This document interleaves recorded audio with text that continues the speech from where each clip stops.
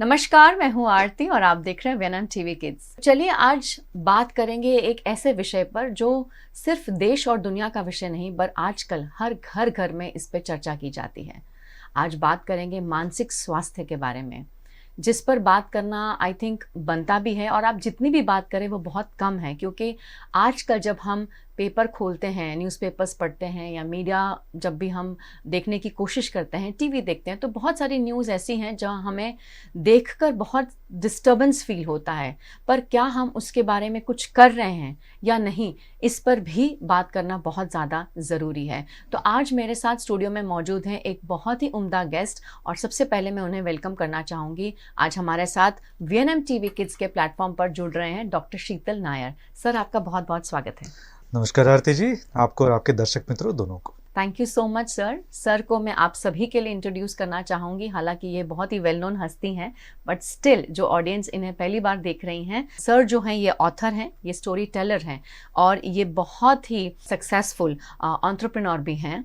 Sir NSDC और del Carnegie के master trainer है, सर्टिफाइड मास्टर ट्रेनर है। सर एनएलपी प्रैक्टिशनर भी हैं। ये ट्रेनिंग और कोचिंग को लेकर पिछले 15 साल से अपना योगदान इस क्षेत्र में दे रहे हैं। सर के बहुत ही सारे आर्टिकल्स हर हफ्ते हम न्यूज़पेपर्स में देखते हैं, और ये ज़्यादातर पेरेंटिंग, बच्चों की सेफ्टी, हेल्थ और उसके रिलेटेड इश्यूज़ और कम्युनिटी एट अ लार्ज पे काफ़ी सारे आर्टिकल्स सर लिखते आ रहे हैं। सर एक टेडेक्स स्पीकर भी हैं। इन्हें काफ़ी सारे अवार्ड से नवाजा गया है, और इनमें से मिसेस निर्मला सीतारामन जो मिनिस्टर ऑफ फाइनेंस और कॉरपोरेट अफेयर्स हैं, गवर्नमेंट ऑफ इंडिया के हाथों इन्हें number 1 entrepreneur to look forward in 2023 इस अवार्ड से सर को नवाजा गया है। Government of India doctor APJ Abdul Kalam award 2023 से भी सर को हाल ही में नवाजा गया है। तो सर, आपका बहुत बहुत शुक्रिया आज हमें अपना समय देने के लिए। और सबसे पहले मैं आपसे यही प्रश्न पूछना चाहूँगी, जैसे मैंने कहा कि जब हम मेंटल हेल्थ की बात करते हैं, मानसिक स्वास्थ्य की बात करते हैं, तो आजकल आसपास जो भी चीज़ें हो रही हैं हमारे पर्यावरण में, हमारे वातावरण में, हमारी सोसाइटी में, आई एम श्योर आप भी उसको लेके बहुत कंसर्न्ड होंगे। क्या सोचते हैं आप एज एन एक्सपर्ट के इस पर बात करना क्यों ज़रूरी है? फर्स्ट एंड फॉरमोस्ट जो हमें बहुत ज़्यादा ध्यान से इस चीज़ को देखना चाहिए कि जिस हिसाब से टेक्नोलॉजिकल एडवांसमेंट हुआ है पिछले 5 से 10 वर्षों के बीच में, अगर आप देखेंगे तो टेक्नोलॉजी बहुत ज़्यादा एडवांस हो चुकी है। अब टेक्नोलॉजी के एडवांस होने के कारण बहुत सारे फ़ायदे भी हुए हैं, और सबसे बड़ा जो डिसएडवांटेज है, जो गैरफायदा है, वो ये है कि हम एक डिस्ट्रैक्टेड ऑडियंस है, एक डिस्ट्रैक्टेड जनरेशन है। यानी बहुत ही ज़्यादा डिस्ट्रैक्शन हो चुका है। आप में और मुझ में तो है, पर हमारे बच्चों में, हमारे इर्द गिर्द में लोगों में बहुत ज़्यादा डिस्ट्रैक्शन है कि हम कभी भी एक स्पेसिफिक चीज़ पे लॉन्ग टाइम तक फोकस नहीं दे पाते हैं। हमारा ध्यान बहुत जल्दी भटक जाता है। ये अमूमन आप देखेंगे सबके साथ होता है। एक सिंपल सी चीज़ है, मैं आप सबसे पूछता हूँ कि आपने आखिरी बार आपका फ़ोन कब देखा था? 5 मिनट, 10 मिनट, 15 मिनट? 15 से 20 मिनट से ज़्यादा आप अपने फ़ोन से दूर नहीं रह सकते। कारण हमें पता नहीं, बिकॉज हमें आदत हो चुकी है, हमारा दिमाग इस चीज़ का आदी हो चुका है कि हमारा डोपामिन राइज होता है, और उसके लिए हमें चाहिए फ़ोन।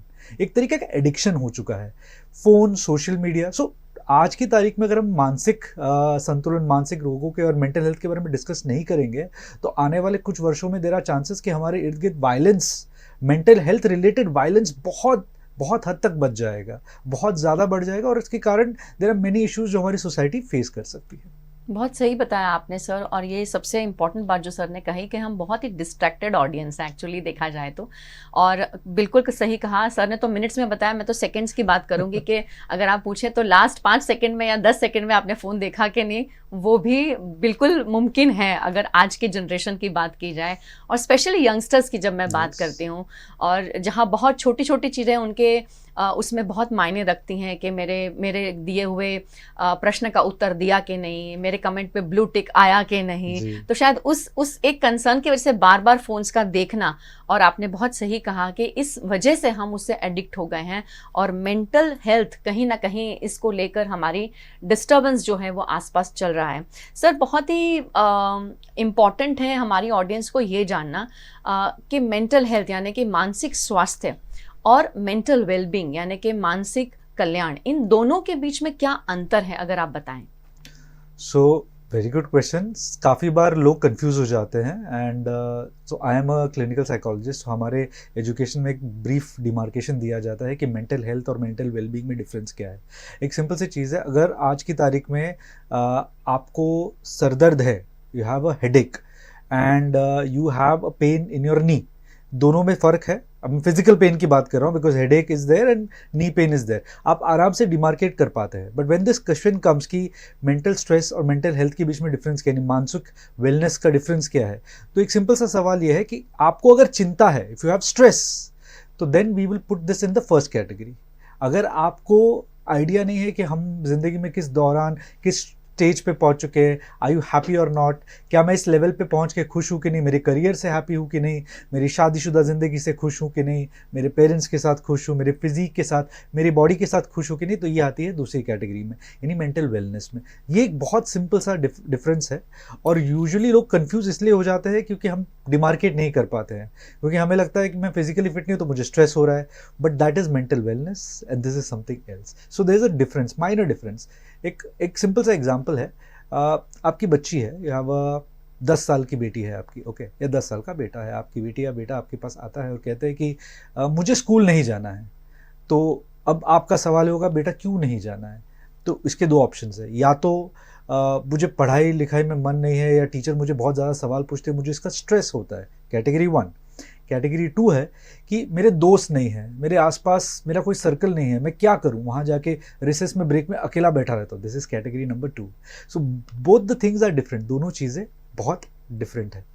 और आई थिंक ये बहुत अच्छे से आपने इसके बीच का जो अंतर है वो बताया, क्योंकि यूजुअली हम सभी चीज़ों को स्ट्रेस में डाल देते हैं, और वो शायद स्ट्रेस जो इतना बड़ा शब्द है उसके पीछे क्या उसका एक्चुअल डेफिनेशन है शायद वो किसी को भी नहीं पता है, बट हाँ उसे लेबल कर दिया जाता है कि स्ट्रेस है, डिप्रेशन है। ये बहुत बड़े शब्द हैं जो आजकल बच्चों के मुंह से भी सुने जाते हैं। It's a very abused word if I may put it across. Generally बच्चों के मुंह से आप सुनेंगे कि मुझे स्ट्रेस है, मुझे एंग्जाइटी अटैक आ रहे हैं, मुझे पैनिक अटैक आ रहे हैं। लाइक हमारा एक सेंटर चलता है यहाँ पे मनीषा चौकड़ी में, so we keep on interacting with clients and their parents and their children.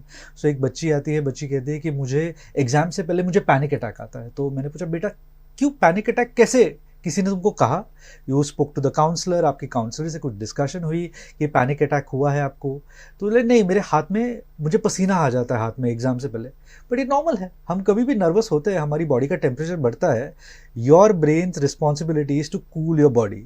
How does it cool your body? By getting the water out of your skin cells.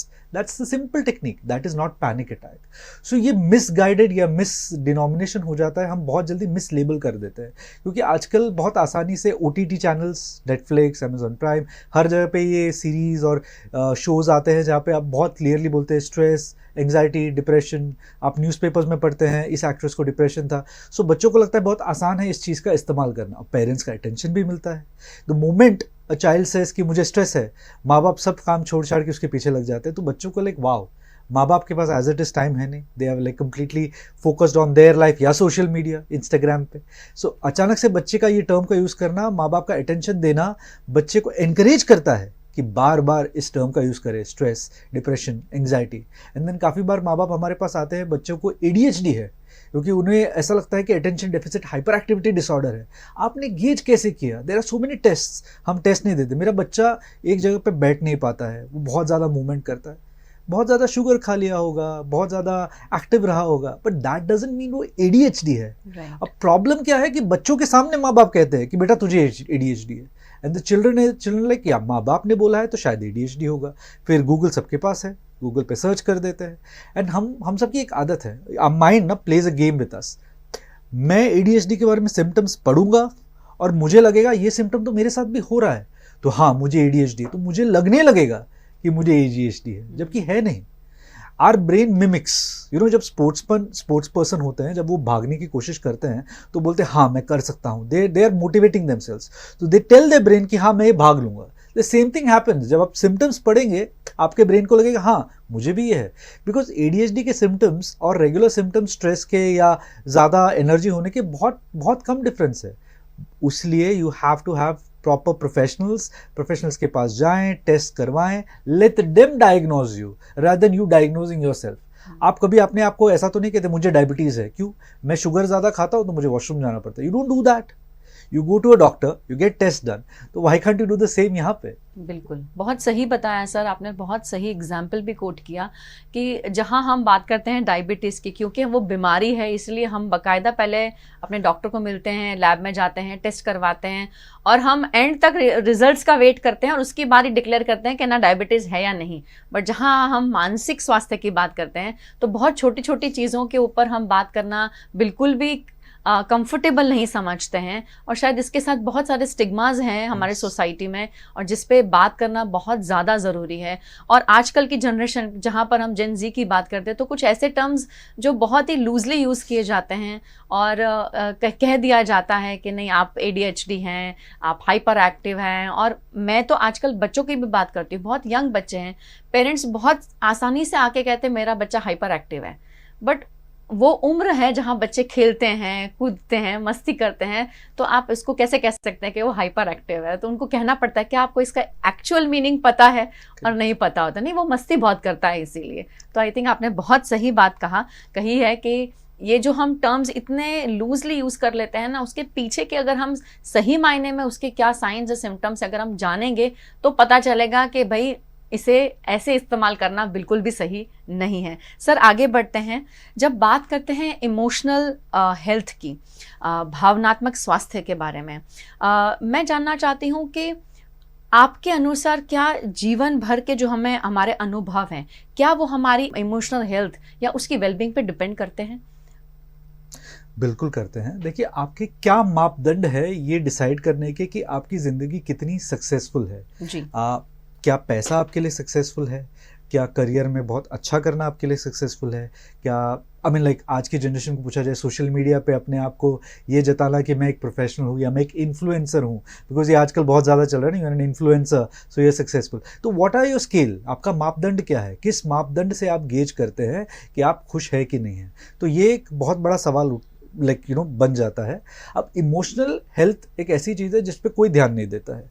अब फिजिकल हेल्थ पे ध्यान देते हैं, आप जिम जाएंगे, कभी कभी आजकल तो योगा और मेडिटेशन भी बहुत ज़्यादा चल रहा है तो योगा कर लेंगे। बट योगा करने का भी मेजर रीज़न क्या होता है? वेट लॉस चाहिए, या फॉर एग्जांपल मुझे कुछ अच्छे कपड़े पहनने हैं, ऑल दैट स्टफ। बट कहीं पे ये ध्यान नहीं दिया जाता कि आप इमोशनली कितने खुश हैं। और एक सिंपल सा सवाल है, मैं अगेन आप सब सारे दर्शकों से पूछना चाहता हूँ, आप में से कितने लोग हैं जो 8 घंटे सो पाते हैं? Think about it yourself. दूसरा, जो 7 घंटे सोते हैं। तीसरा, जो 6 घंटे सोते हैं। अब आपको लगेगा 6 घंटे 6.5 घंटे ज़्यादा सोने की ज़रूरत क्या है? बहुत ज़्यादा ज़रूरत है। इसका डायरेक्ट कनेक्शन है आपकी इमोशनल वेलबींग पे। द पॉइंट इज कि if you sleep only for 6 hours, you will realise कि आप बहुत जल्दी बीमार पड़ जाएंगे, आपको सर दर्द होगा, आपको माइग्रेन्स होंगे, आप यूजुअली बहुत जल्दी गुस्सा हो जाएंगे, आपको anxiety attacks, proper anxiety, this is proper anxiety, आपको प्रॉपर एंग्जाइटी अटैक ज़्यादा होंगे। सिंपल सी चीज़ है, आप अपने दिमाग को थोड़ा शांत करें, 7-7.5 से 8 घंटा सोएंगे, यू ऑटोमेटिकली रियलाइज आपकी ज़िंदगी में खुशी अपने आप आ जाएगी। रीज़न बड़ा सिंपल है, your brain needs time to rejuvenate, यानी अपने आप को रिफ्रेश करने के लिए योर ब्रेन को थोड़ा वक्त चाहिए। And that comes only with REM, यानी आपके दिमाग को कितना REM साइकिल्स में स्लीप मिलता है। मैं ज़्यादा टेक्निकल डिटेल्स नहीं दूंगा, सबके पास गूगल है, I am sure you are already using it on your phone. So REM cycles आप देखेंगे, कम से कम 4 साइकिल्स आपको चाहिए to get a fresh, become very fresh in the morning. 3 cycle और ओके, 2 साइकिल या उससे कम, that means that the next day morning you are gonna get very stressful.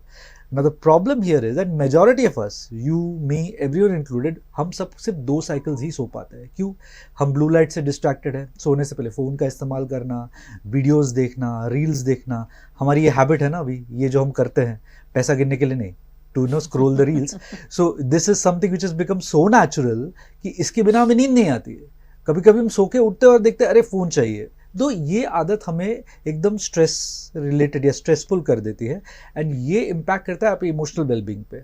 Simple सा सवाल है, जब आपने अपनी ज़िंदगी का पहला जॉब लिया था या जब आप स्कूल में कॉलेज में पढ़ रहे थे, तो आपकी क्या एक्सपेक्टेशन थी? ज़िंदगी में कितना कमाना चाहते थे? क्या आपने उतना कमा लिया है? अगर कर लिया है तो आप उस स्केल में ऑलरेडी बहुत खुश हैं।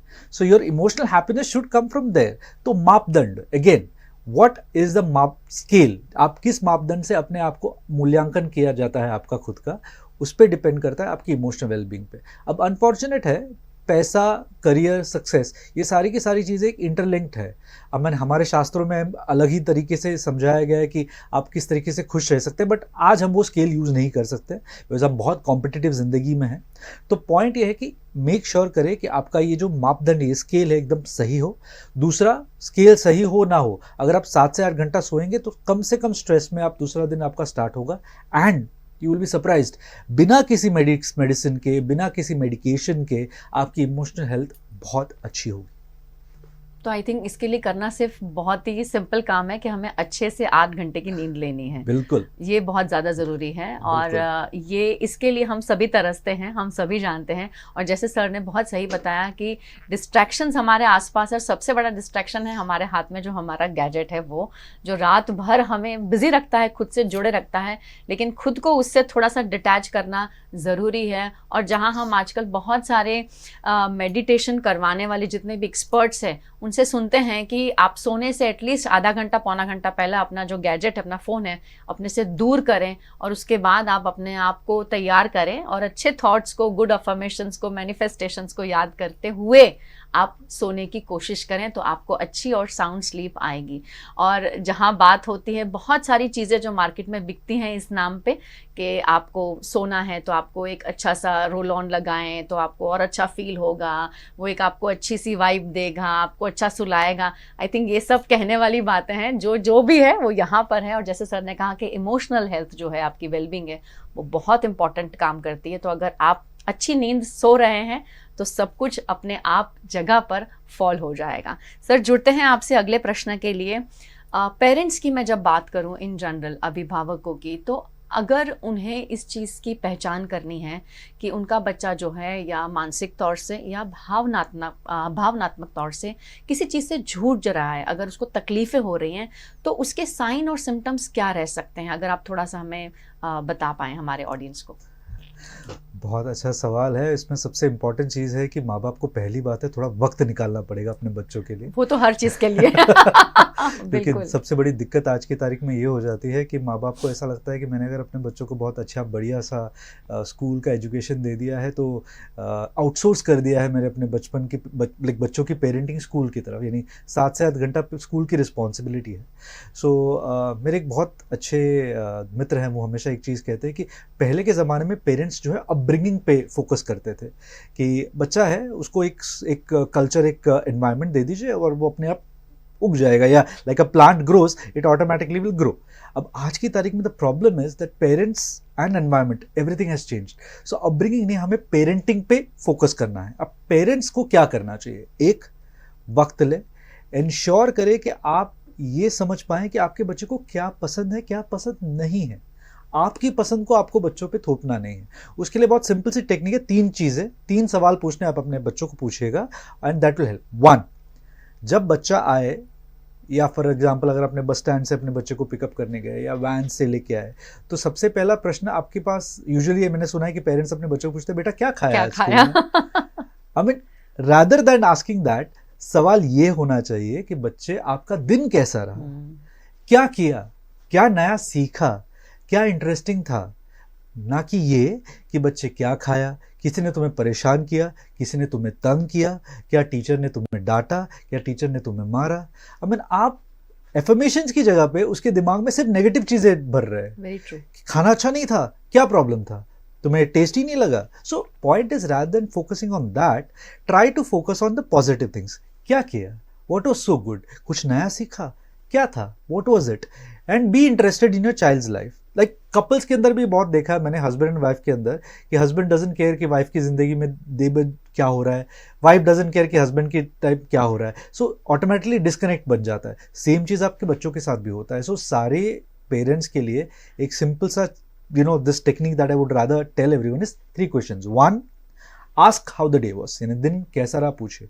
नंबर 2, सोने से पहले कोशिश करें कम से कम 10 से 15 मिनट अपने बच्चों के साथ बिताएं। जो पेरेंट्स ये कहते हैं कि हमारे पास वक्त नहीं है, then I don't think you should be parents, because अगर आपने पेरेंटिंग चूज किया है, it's a choice that you have made. If you can't give 15 minutes, 15 minute अपने बच्चों को नहीं दे सकते सोने से पहले, तो इसका कोई मतलब नहीं है। यानी एक एक्टिविटी करें उस 15 मिनट में। एक्टिविटी कुछ भी हो सकती है, बात करें बच्चों के साथ, वॉक पे ले जाएं, साइकिलिंग करें, किताबें पढ़े, these are all activities. Netflix पे शो देखना एक्टिविटी नहीं है। बच्चों को शॉपिंग पे लेके जाना एक्टिविटी नहीं है।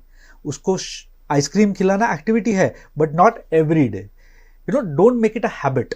ओके, सो कुछ इंटरेस्टिंग चीजें करें अपने बच्चों के साथ। 15 मिनट दीजिए। पहला, क्या सवाल पूछना। दूसरा, 15 मिनट दे।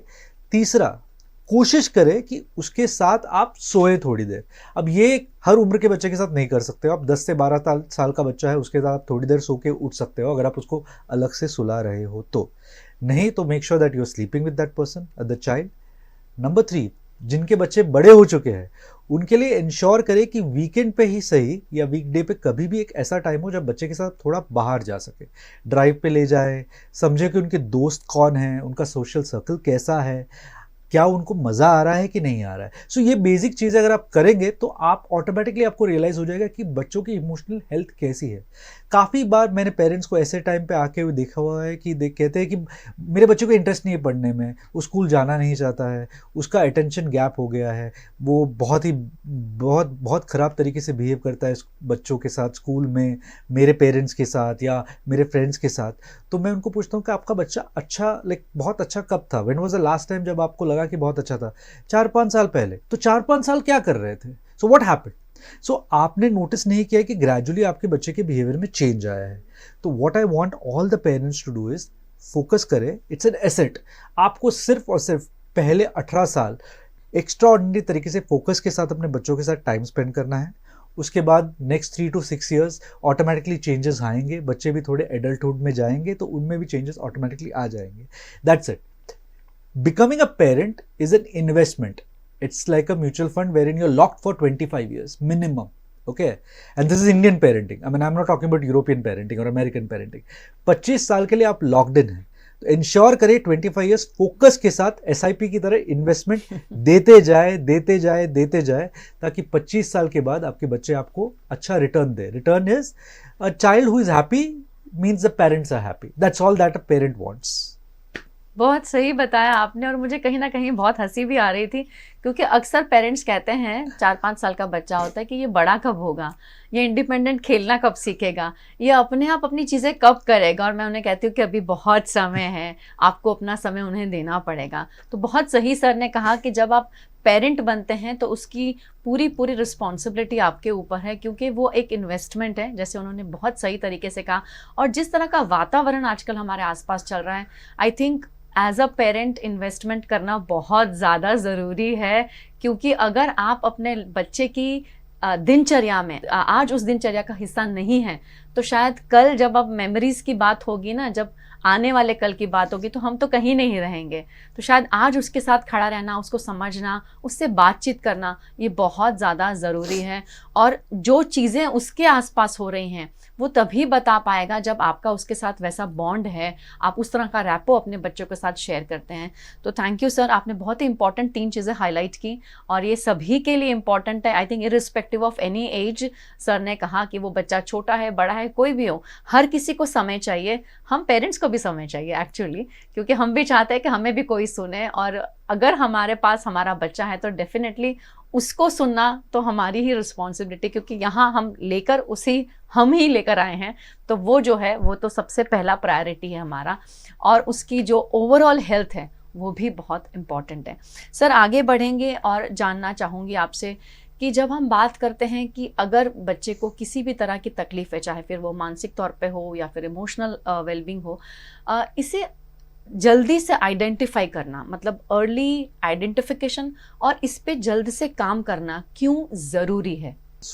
एक सिंपल सी चीज़ है। सबसे बड़ा डिमार्केशन क्या होता है कि मेंटल इश्यूज़ और जो फिज़िकल इश्यूज़ है उसके अंदर हम कभी ना पैरिटी लेके नहीं आ पाए, बिकॉज एक तरीके से एक स्टिग्मा है, हम इसके बारे में ज़्यादा बात नहीं कर पाते हैं।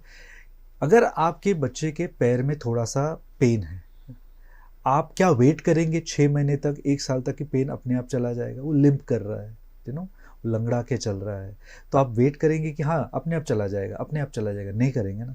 आप ऑटोमेटिकली जाएंगे, इंश्योर करेंगे कि उसका लिम्प ठीक हो, क्या उसके फीट के मूवमेंट या प्लेसमेंट ठीक है कि नहीं, क्या वो फ्लैट फुटेड है। There can be so many reasons. आप ऑर्थोपेडिक सर्जन के पास जाएंगे या किसी ऑर्थोपेडिक डॉक्टर के पास जाएंगे, सेकेंड ओपिनियन लेंगे। When it comes to mental health, problem is what कि पहले हम आइडेंटिफाई नहीं कर पाते हैं। हमारा सोसाइटी ऐसा है कि देखिए, एक तो क्या हम एक जॉइंट फैमिली से न्यूक्लियर फैमिली के कंसेप्ट में शिफ्ट हो चुके हैं। Correct. या हमारा भारतीय संस्कृति ऐसी थी कि चाचा मामा काका बुआ सब एक साथ है, किसी ने देख लिया बच्चे के साथ ऐसा हो रहा है, बच्चे के साथ टाइम स्पेंड किया, बात कर ली, ऑटोमेटिक काउंसलिंग घर पे हो जाती थी। ओके, ये उस ज़माने की बात है। अब हम न्यूक्लियर फैमिलीज़ में हैं, फ्लैट्स में रहते हैं, 3 BHK 2 BHK, parents are both working, बच्चे के लिए वक्त नहीं है।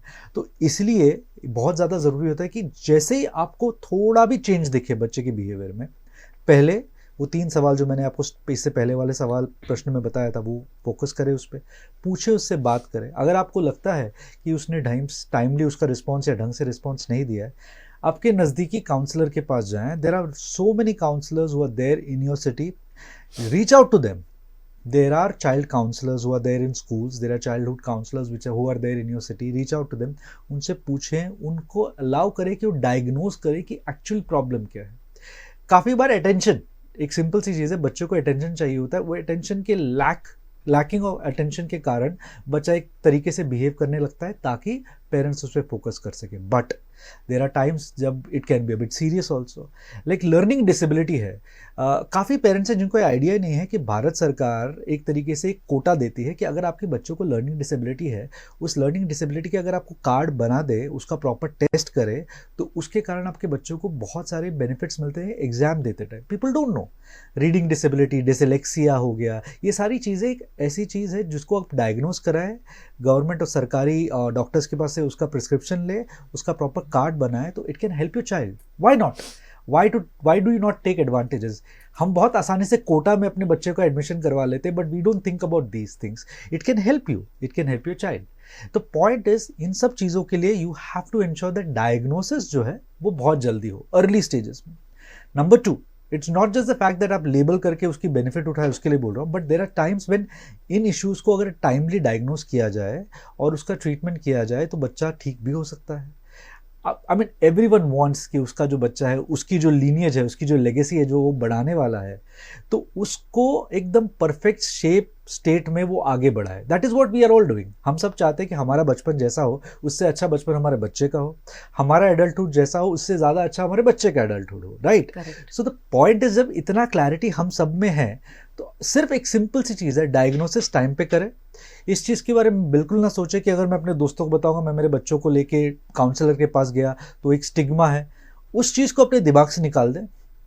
अमूमन प्रॉब्लम यह है कि लोग बोलते बहुत ज़्यादा है, एक तो बताना बंद करें, अगर बता भी रहे हैं तो ऐसे इंसान को बताएं जिसको एक्चुअली समझ है इस चीज़ की, वो सकारात्मक हो, नकारात्मक ना हो, वो आपको गलत रास्ते ना ले जाए।